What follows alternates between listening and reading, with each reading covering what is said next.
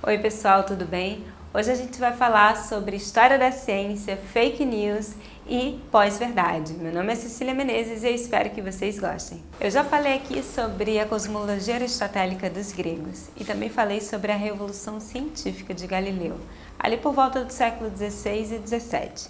E também já falei sobre a segunda revolução industrial. Hoje aqui a gente vai tentar juntar esses dois assuntos, ciência e indústria. Vem comigo!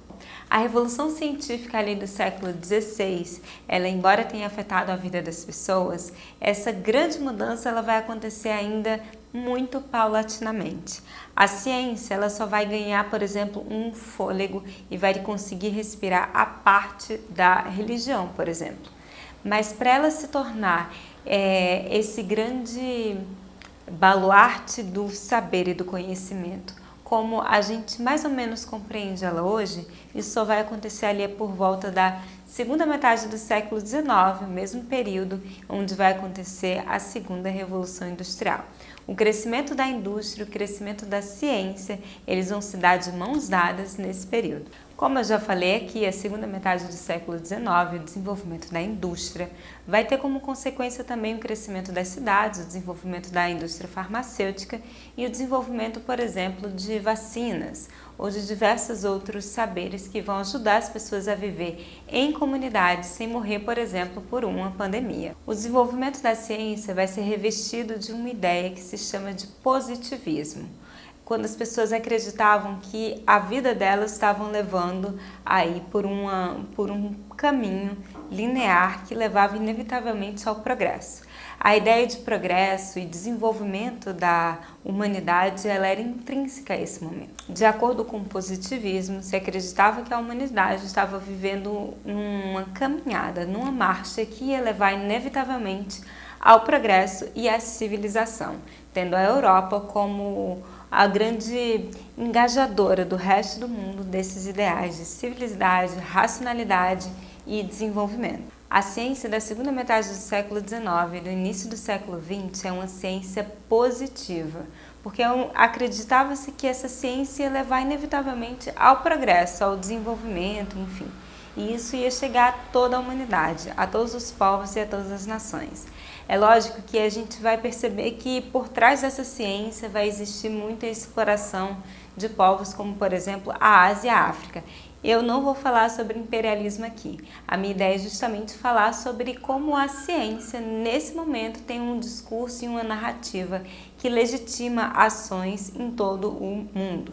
Esse espaço de legitimidade da narrativa científica só vai ser questionado quando dentro de um laboratório também foi produzido, por exemplo, a bomba nuclear.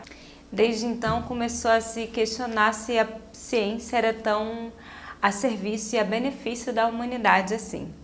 Esse questionamento da modernidade vai acontecer ali por volta de 1950, ou seja, na metade do século XX, e vai se caracterizar num outro movimento que é chamado de pós-modernidade. A pós-modernidade é um movimento aí do pensamento que vai acontecer ali por volta da segunda metade do século XX e que vai se caracterizar num grande questionamento de todas as estruturas que formam ali a modernidade ou a sociedade moderna.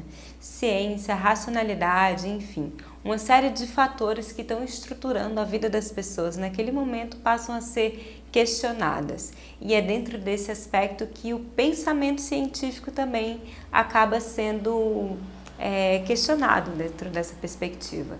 É quando a gente pensa que, por exemplo, a verdade para de ser um objetivo comum às pessoas, tendo em vista a grande polifonia de narrativas que existe sobre a realidade, tendo em vista, sobretudo, o desgosto que existe em relação à ciência pelo desenvolvimento das suas diferentes tecnologias e para onde ela tem levado a humanidade.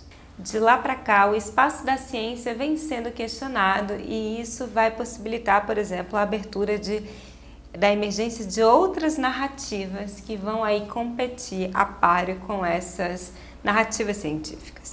A gente vai falar, por exemplo, de algumas correntes de pensamento que vão defender, por exemplo, que não existe aquecimento global, que não existiu o Holocausto, ou que por exemplo, a Terra não é redonda, os famosos terraplanistas. Produto da pós-modernidade vai ser o que a gente chama de pós-verdade, quando fatos objetivos têm menos relevância do que apelos emocionais e defesa de crenças pessoais.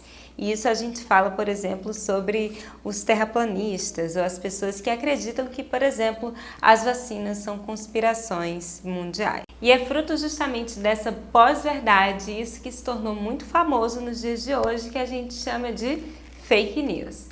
Se a gente quiser discutir, por exemplo, sobre as narrativas que defendem terra plana, terra redonda, acho que talvez em algum outro vídeo a gente pode falar, por exemplo, à luz do que o Bruno Latour está falando, que tanto os terraplanistas quanto os cientistas defendem suas narrativas que estão engendradas ali nos seus saberes e nas suas intenções.